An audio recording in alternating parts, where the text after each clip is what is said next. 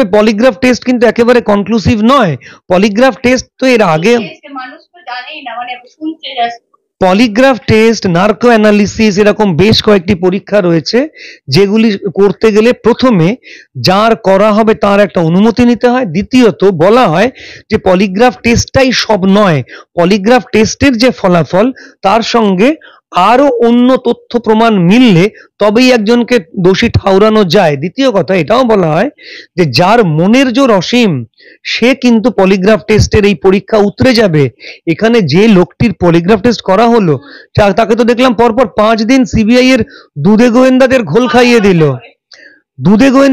খাইয়ে দিল, তার কাছ থেকে পলিগ্রাফ টেস্টে কি পাবে? কিন্তু এটা আমার কাছে হাস্যকর লাগে যে polygraph test, why? Polygraph test ছাড়া আর কিছু করার নেই?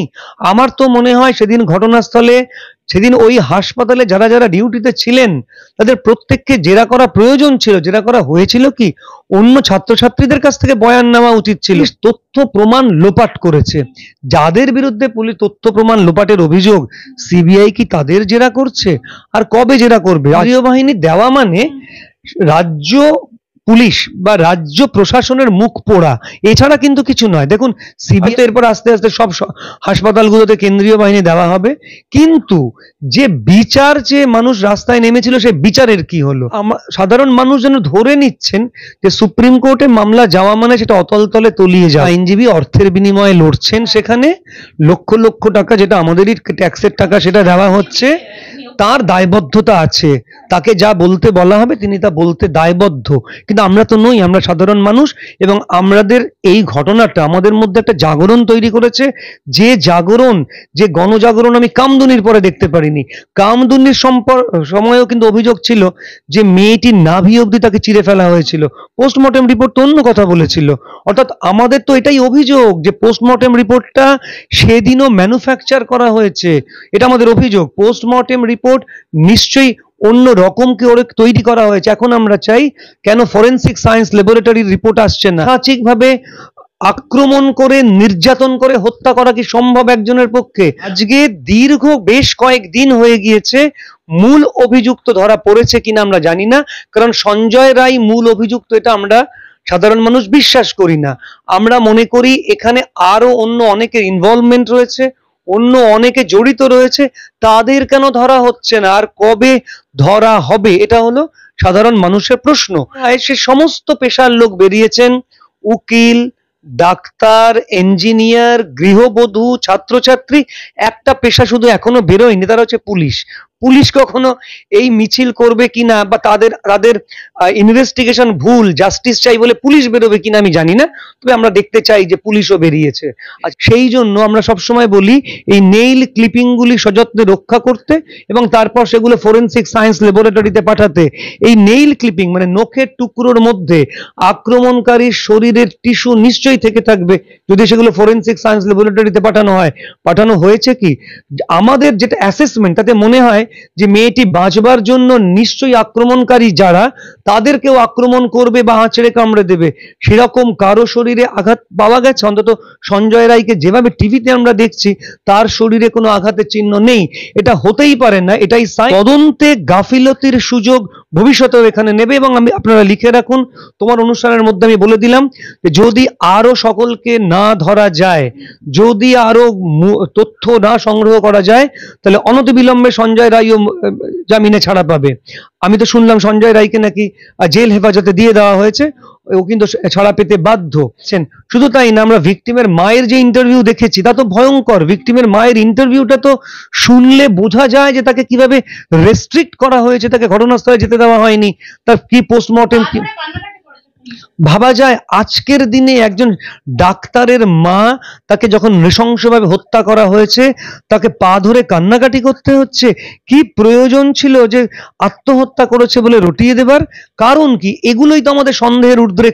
পুলিশের ভূমিকা নিয়ে প্রশ্ন খোদ আমাদের হাইকোর্টে না, সুপ্রিম কোর্টে প্রশ্ন উঠলো, কারণ পুলিশ রীতিমতো পুলিশের ভূমিকা জানাতে রাজ্যের যিনি আইনজীবী ছিল তিনি নাস্তানাবুদ হয়ে গেলেন, কারণ পুলিশ কি করেছেন, কটাই এফআইআর দায়ের করেছেন সেটা নিয়ে জানাতে রীতিমতো বেগ পেতে হলো। সেটা কিন্তু স্পষ্ট লাইভ স্ট্রিমিং এ ধরা পড়লো। আমার সঙ্গে রয়েছেন জয়ন্ত নারায়ণ চট্টোপাধ্যায়, কথা বলবো স্যারের সাথে। স্যার, বলছে সুপ্রিম কোর্টে বিচারপতি বললেন আমার 30 বছরের কর্মজীবনে এরকম চাক্ষুষ করিনি, মানে এই যে পুলিশের ভূমিকা, কার্যত নাস্তানাবুদ। এবার আমি দেখো, আমি হয়তো বিস্ফোরক কিছু বলতে পারবো না, তবে একটা কথা তো বলতেই হবে সমালোচনার সুরে, যে মহামান্য সুপ্রিম কোর্টের কাছ থেকেও কিন্তু আমরা যারা সাধারণ মানুষ তারা আরো বেশি কিছু আশা করছি। এই ধরনের কোনো মন্তব্যে সাধারণ মানুষের কিছু যায় আসে না। আজকে তোমার এই অনুষ্ঠানে আমার দুটো সত্তা থাকবে, একটা সত্তা সাধারণ মানুষ সত্তা, আর একটা সত্তা আইনজীবী সত্তা। প্রথম প্রশ্ন হলো, সাধারণ মানুষ হিসেবে আমি খুব আশ্চর্য যে মহামান্য সুপ্রিম কোর্ট এই ধরনের মন্তব্য তো করছেন কিন্তু মামলাটা পিছিয়ে দিচ্ছেন। এরকম অতীতে আমরা অনেক দেখেছি, অতীতে একাধিক মামলা আমরা মহামান্য কলকাতা হাইকোর্ট বা মহামান্য সুপ্রিম কোর্টে যখন নিয়ে গেছি, তখন কিন্তু মামলার প্রথমে জজ সাহেবদের যে মূল্যবান বক্তব্য, মতামত, অবজারভেশন যাকে আমরা বলি, তারা কোর্টে বলছেন, হই হই পড়ছে, সংবাদ মাধ্যমে হই হই পড়ছে, তোমাদের মতো যারা সাংবাদিক রয়েছে তারা হই হই করছো, কিন্তু কি পাচ্ছি আমরা সাধারণ মানুষ? আজকে দীর্ঘ বেশ কয়েকদিন হয়ে গিয়েছে, মূল অভিযুক্ত ধরা পড়েছে কিনা আমরা জানি না, কারণ সঞ্জয় রায় মূল অভিযুক্ত এটা আমরা সাধারণ মানুষ বিশ্বাস করি না। আমরা মনে করি এখানে আরো অন্য অনেকের ইনভলভমেন্ট রয়েছে, অন্য অনেকে জড়িত রয়েছে, তাদের কেন ধরা হচ্ছে না, আর কবে ধরা হবে, এটা হলো সাধারণ মানুষের প্রশ্ন। সাধারণ মানুষ আজও রাত জাগছে, সাধারণ মানুষ আজও মিছিল করছে, জমায়েত। আচ্ছা, এবারে আসি মূল কথায়, যে দেখো, সাধারণ মানুষ হিসেবে আমরা দেখতে চাই যে মূল অভিযুক্ত ধরা পড়েছে, এটা গেল একদিক। দ্বিতীয় দিক, যখন আমি আইনের ছাত্র হয়ে যাব, আইনজীবী সত্তা আমার ফিরে আসবে, তখন মনে হবে মহামান্য সুপ্রিম কোর্ট তো ঠিকই। সাধারণ মানুষ হিসেবে আপনাকে একটা প্রশ্ন করতে চাই, মুখ্যমন্ত্রী বলছেন মূল অভিযুক্তকে তো 24 ঘন্টার মধ্যে ধরে দিয়েছি, তাহলে সাধারণ মানুষ হিসেবে মুখ্যমন্ত্রীর উপরে প্রশ্ন তুলছেন কেন? মুখ্যমন্ত্রীর উপর প্রশ্ন তো আমরা তুলেছিলাম কামদুনির সময়তেও। মুখ্যমন্ত্রীর উপরে প্রশ্ন তুলে আমরা কামদুনির মামলা নিয়ে আমরা মহামান্য সুপ্রিম কোর্টে গেছিলাম, এবং আজও সুপ্রিম কোর্টে মামলা পেন্ডিং। এবং সাধারণ মানুষের মতো আমিও বিশ্বাস করি যে কামদুনির মামলায় যারা মূল অভিযুক্ত তারা আইনের ফাঁক গলে বা তদন্তের গাফিলতির সুযোগ নিয়ে তারা আজকে বাইরে বেরিয়ে গিয়েছে।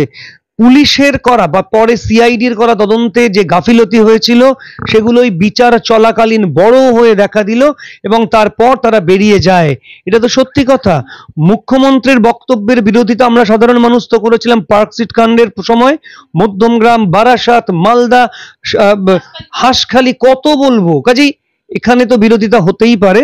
আর এটাও ঠিক আমাদের বারবার বলতে হবে যে কেন যেন বারবার ওনারা অভিযুক্তদের আড়াল করবার জন্য ঝাঁপিয়ে পড়েন, এটাও আমি বুঝতে পারি না। একবারও তারা কিন্তু বলেন না যে ঠিক আছে, একটা অন্যায় হয়েছে, একটা অপরাধ হয়েছে, আমরা সাজা দেব। সবসময় কিছু হয়নি, আচ্ছা ঠিক আছে দেখছি, ছোট ঘটনা, এই ধরনের কথা বলে সেগুলোকে লঘু করার চেষ্টা। মিডিয়ার বক্তব্যকে উড়িয়ে দেওয়া যাবে না, কারণ পোস্টমর্টেমের ছবিও কিন্তু সোশ্যাল মিডিয়ায় ভেসে এসেছিল, এবং পোস্টমর্টেমের পরে কি কি ইনজুরি রয়েছে বিভিন্ন সংবাদ মাধ্যমে তা খুঁটিনাটি বেরিয়েছে। পেলভিক বোন ভাঙা হোক আর অন্য কলার বোন ভাঙা হোক কি না হোক, একটা কথা অস্বীকার করতে পারবেন যে একজন সুস্থ সমর্থ 31 বছরের একটি মেয়ে, যে একজন ডাক্তারও বটে, তাকে সঞ্জয় রায়ের মতো, যেমন আপনারা বলছেন একজন মদো মাতাল যে মদ্যপ অবস্থায় ছিল এবং নাকি তার জ্ঞানই ছিল না, সে গিয়ে একজন 31 বছরের সুস্থ সমর্থ মেয়েকে ওইভাবে নৃশংসভাবে, পাশবিক বলবো না, পশু এত নৃশংস হয় না, পৈশাচিক ভাবে আক্রমণ করে নির্যাতন করে হত্যা করা কি সম্ভব একজনের পক্ষে? আমরা যতটা 26 বছর আমারও এই ক্রিমিনাল বা ফৌজদারি মামলা করার অভিজ্ঞতা, তাতে আমরা দেখেছি যে একটা এই ধরনের একটি সুস্থ সমর্থ মেয়েকে যদি একজন বা একাধিক মানুষ আক্রমণ করে নির্যাতন করতে যায়, তাহলে সে কিন্তু বাঁচার জন্য তার আক্রমণটাকে প্রতিহত করার চেষ্টা করবে। একজন সুস্থ সমর্থ মেয়েকে একজন মদ্যপ ব্যক্তি একা যদি রেপ করতে যায়, তাহলে তার শরীরে তো আক্রমণ, শরীরে নিশ্চয়ই আক্রমণ প্রতিহত করার চিহ্ন থাকবে, এমনকি তার প্রাইভেট পার্সেও তার চিহ্ন থাকবে। সঞ্জয় রায়ের নিশ্চয়ই মেডিকেল এক্সামিনেশন হয়েছে, আমরা জানি অ্যারেস্ট করবার 24 ঘন্টার মধ্যেই মেডিকেল এক্সামিনেশন করতে হয়।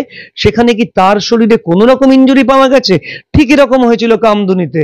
কামদুনিতে একজন মাত্র এগিয়ে এসে বলেছিল, সাইফুল তার নাম, সে বলেছিল যে আমিই করেছি, যদিও সবাই জানতো এবং এটাই অভিযোগ ছিল যে একাধিক ব্যক্তি তার মধ্যে জড়িত ছিল, কিন্তু সাইফুল এগিয়ে এসে বলেছিল না, আর কেউ কিছু করেনি, আমি একাই করেছি। যার জন্য মহামান্য কলকাতা হাইকোর্ট সাইফুল এবং আনসারকে, এই দুজনকেই সাজাটা দিয়েছেন, বাকি সবাইকে ছেড়ে দিয়েছেন। ঠিক এখানেও তাই হতে চলেছে, অর্থাৎ তদন্তে গাফিলতির সুযোগ ভবিষ্যতেও এখানে নেবে। এবং আপনারা লিখে রাখুন, তোমার অনুষ্ঠানের মধ্যে আমি বলে দিলাম যে যদি আরো সকলকে না ধরা যায়, যদি আরো তথ্য না সংগ্রহ করা যায়, তাহলে অনতিবিলম্বে সঞ্জয় রায়ও জামিনে ছাড়া পাবে। আমি তো শুনলাম সঞ্জয় রায়কে নাকি জেল হেফাজতে দিয়ে দেওয়া হয়েছে, ও কিন্তু ছাড়া পেতে বাধ্য। মূল বক্তব্য হলো, আমরা চাই অভিযুক্তরা ধরা পড়েছে, তারা কারাবাস করছে, এইটা তারা জেলের মধ্যে এইটা দেখতে। আমরা দেখো, এটা ঠিক যে সকলেই ফেলুদা, সকলেই বোমকে, সকলেই কিরিটি রায় হতে পারে না, কিন্তু এটাও তো সত্যি যে সোশ্যাল মিডিয়ায় যে পয়েন্টগুলো তুলে ধরছে সাধারণ মানুষ, পয়েন্টগুলি একেবারে উড়িয়ে দেওয়ার মতো নয়।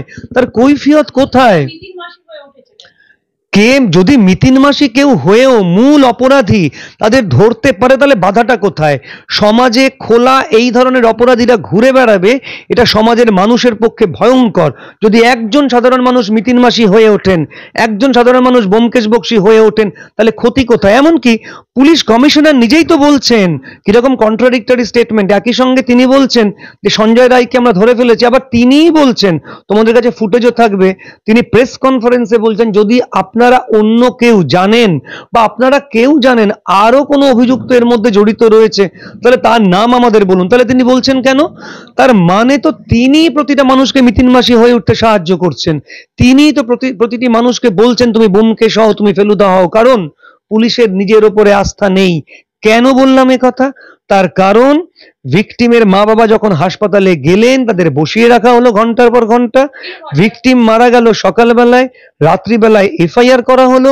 কি প্রয়োজন ছিল তড়িঘড়ি পুলিশের কর্তারা সেখানে ঢুকে গেলেন? সেখানে কি প্রয়োজন ছিল দরজা বন্ধ করে মিটিং করবার? এমন কি অভিযোগ, আমি সত্যি মিথ্যা জানি না, ভিকটিমের মা বাবাকে ভিকটিমের দেহটা অবধি দেখতে দেওয়া হয়নি। কারণ কি ছিল? কি প্রয়োজন ছিল?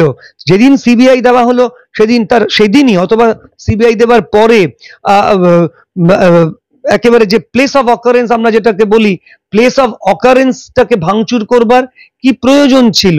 শুধু তাই নয়, এ অভিযোগ উঠছে যে শান্তিপূর্ণ জমায়েতের মধ্যে গুন্ডা ঢুকিয়ে হাসপাতাল ভাঙচুর করা হয়েছে। কেন এ কথা বলছি? কারণ সেদিনই একজন অফিসার ইনচার্জ, তার নাম সম্ভবত দেবাশিস দত্ত, যখন সমস্ত পুলিশ পালিয়ে যাচ্ছে, তাকে কুর্নিশ করতে হবে এই দেবাশিস দত্তকে, তাকে আমরা টিভিতে দেখেছি রক্তাপ্লুত অবস্থায়, মাথায় হেলমেট, তিনি লাঠি নিয়ে দৌড়চ্ছেন, এবং তিনি বলেছেন অন ক্যামেরা অন এয়ার যে ছেলে মেয়ে ছাত্রছাত্রীদের আক্রমণ করেছিল এই গুন্ডা বাহিনী। তিনি নিজে বলেছেন এরা গুনস।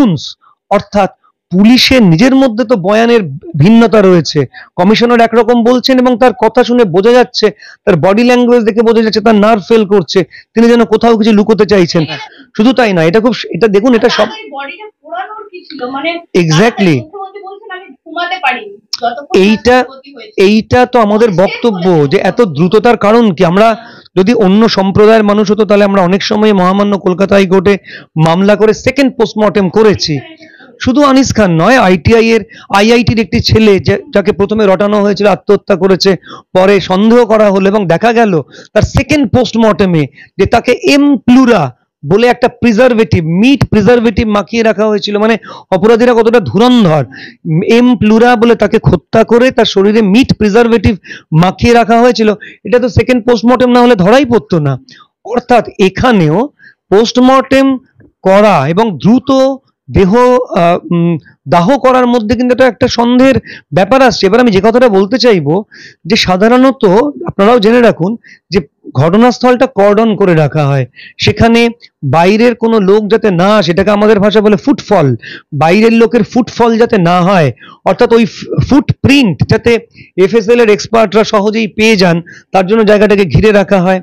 ফিঙ্গারপ্রিন্টস পাওয়া যায়, ওই যে ঘটনাস্থল সেখানে বিভিন্ন জায়গায় ফিঙ্গারপ্রিন্টস থাকে, এই ফিঙ্গারপ্রিন্টস গুলো নেওয়া হয়েছে কিনা, সেগুলো সঞ্জয় রায় বা অন্য সকলের হাতের ছাপের সঙ্গে মেলানো হচ্ছে কিনা, এই বিষয়গুলি দেখা প্রয়োজন। খাবার দরকার কি, তারপরেও তো আসতে পারে অভিযুক্ত, তারপরেও তো এসে আক্রমণ করতে পারে।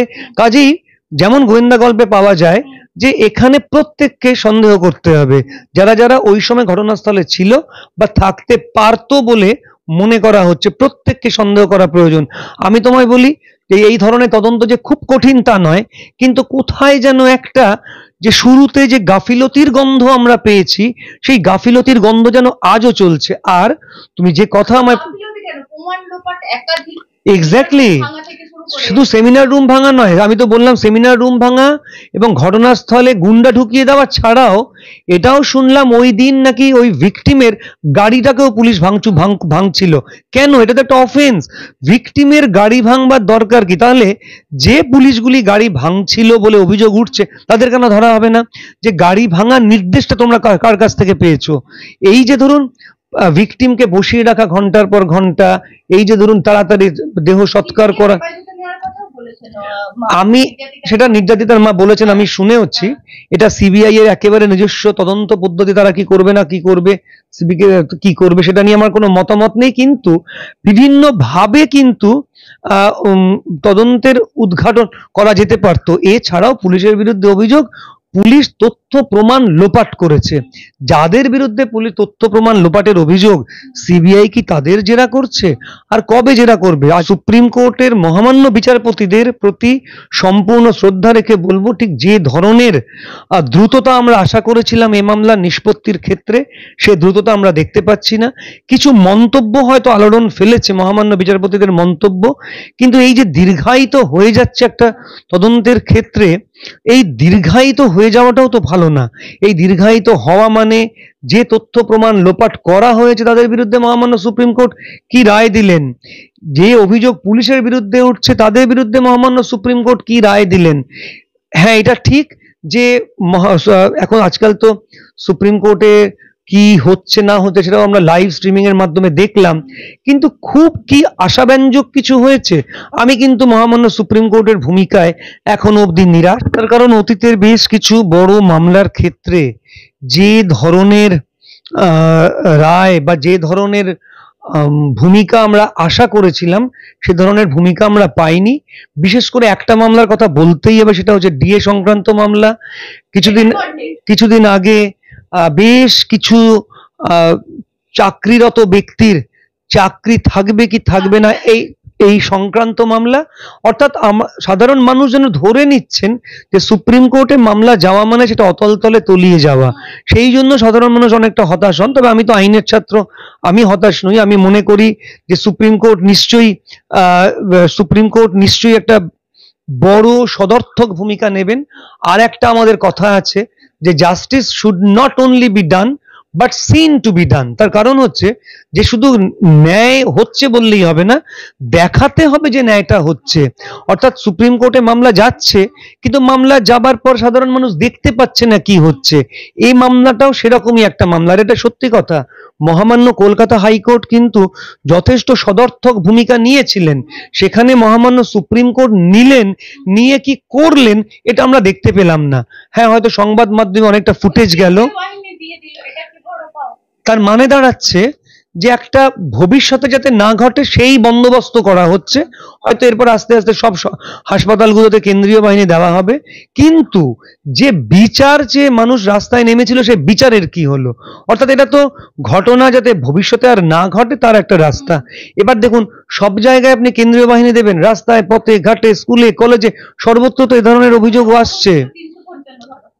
তাই তো দাঁড়াচ্ছে। কিন্তু এটাও তো ঠিক যে কেন্দ্রীয় বাহিনী দিয়েই বা আমরা কি সুবিধা পাই? এই ভোটেই আপনি দেখুন এত এত কেন্দ্রীয় বাহিনী এসেছিল, কিন্তু সাধারণ সাধারণ মানুষ কি ভোট দিতে পেরেছেন নিশ্চিন্তে? তখনও অভিযোগ উঠেছে যে এই কেন্দ্রীয় বাহিনীর যিনি ইনচার্জ তিনি তো আবার রাজ্য পুলিশের। তিনি যদি কেন্দ্রীয় বাহিনীকে সদর্থকভাবে পরিচালনা না করেন তাহলে কেন্দ্রীয় বাহিনী কিছুই করে না। কখনো আমরা দেখেছি কেন্দ্রীয় বাহিনী গাছের তলায় বসে বিরিয়ানি খাচ্ছে, তো কখনো তারা হাঁটছে, ঘুরছে, ফিরছে, সামনে বোমা পড়ছে, মানুষ মানুষকে মারছে, তারা ফিরেও তাকায়নি, এমন অভিযোগও তো উঠেছে। একটা কথা বলি যে কেন্দ্রীয় বাহিনী দেওয়া মানে রাজ্য পুলিশ বা রাজ্য প্রশাসনের মুখ পোড়া, এছাড়া কিন্তু কিছু নয়। দেখুন সিবিআই কে তো বহু মামলায় দেওয়া হয়, কটা ক্ষেত্রে সিবিআই একটা সদর্থক ভূমিকা পালন করে এবং সঠিক তদন্তের ফল বের করে আনতে পারে। আমি একটা উদাহরণ তো আপনাকে দিতেই পারি, ওই তলোয়ার দম্পতি, মনে পড়ছে তলোয়ার দম্পতির সেই বিখ্যাত কেস বা কুখ্যাত কেস, যেখানে আজ অব্দি ধরাই পড়লো না এবং সাধারণ মানুষ মনে করে যে সত্যি সত্যি আসল খুনি ধরা যায়নি। দেখুন সবাই বলছে ধনঞ্জয়ের প্রসঙ্গে যে ধনঞ্জয় আসল অপরাধী নয়, কিন্তু অপরাধীটা তাহলে কে? তাকেও তো ধরা প্রয়োজন ছিল। সঞ্জয় রায় অপরাধী নয়, তাহলে অপরাধীটা কে? তাকে তো ধরতে হবে। সঞ্জয় রায় একা অপরাধ করতে পারে না, তাহলে কারা করেছে তাদের তো ধরতে হবে। সাধারণ মানুষ যেন সত্যি সত্যি যা তারা কিন্তু চাইছিলেন মূল অপরাধী ধরা পড়ুক। দেখুন সাধারণ মানুষের চাওয়াটা কিন্তু বিরাট কিছু নয়, অপরাধের জায়গা বদল হয়। তার মানে দাঁড়াচ্ছে যারা প্রাইমা ফেসি আমাদের দেখাচ্ছিলেন যে ওই সেমিনার রুমটা ঘটনাস্থল, সেখানে ঘটনা ঘটেনি, তারা কারা? উত্তর হবে তারা পুলিশ বা কলেজ কর্তৃপক্ষ। তাহলে সিবিআই তাদের অ্যারেস্ট করছে না কেন? অর্থাৎ তদন্তে গাফিলতি, তদন্তের তথ্য প্রমাণ লোপাটের দায় তাদের ধরছে না কেন? চৈতন্য অবস্থায় সেমিনার রুমে পাওয়া গেছে, এটা যদি জানাজানি হয়, তারপর সিবিআই যদি এসে মহামান্য সুপ্রিম কোর্টে বলে ঘটনাস্থল বদল হয়েছে, তাহলে তার দায় কার? তাহলে কে এতদিন ধরে আমাদের বলে আসছিল যে সেমিনার রুমটাই ঘটনাস্থল? সিবিআই কি করে বুঝলো সেমিনার রুমটা ঘটনাস্থল নয়? তাহলে যে এতদিন বলে আসছিল তাকে ধরা হবে না কেন? সিবিআই কি এই পদক্ষেপ নিয়েছে? অর্থাৎ সিবিআই নিয়েছে মানেই আমরা যে খুব খুশি তা নয়। আমাদের কাছে সিবিআই, সিআইডি, রাজ্য পুলিশ, কলকাতা পুলিশ সবাইকে আমরা সম্মান জানাতে রাজি আছি। আমরা চাই জাস্টিস। কাণ্ডে মূল সাক্ষী তিনি হোস্টাইল হয়ে গেলেন, তাহলে সিবিআই করছিলটা কি? তাকেই বলে হোস্টাইল হয়ে যাওয়া। মূল সাক্ষী বিরূপ হলেন, তার মানে তো সিবিআই এর মুখে একটা থাপ্পড়। তাহলে তো এখানে যাদের এতদিন বলা হচ্ছিল মূল অভিযুক্ত, তারা তো খালাস হয়ে যাবে। অর্থাৎ ব্যাপারটা হলো থোড় বড়ি খাড়া, খাড়া বড়ি থোর। যে শুরু হয়েছিল কামদুনি বা তার আগে পরে ঘটনাগুলি দিয়ে, আজও আর একটা ঘটনা, অর্থাৎ আমরা যেন অপেক্ষা করব আবার আর একটা ঘটনা এসে এই ঘটনাটাকেও চাপা দেবে। আমরা যেন প্রত্যেকবার সেই অপেক্ষাই করতে থাকছি। জানি না এভাবে আর কত অপেক্ষা করতে হবে।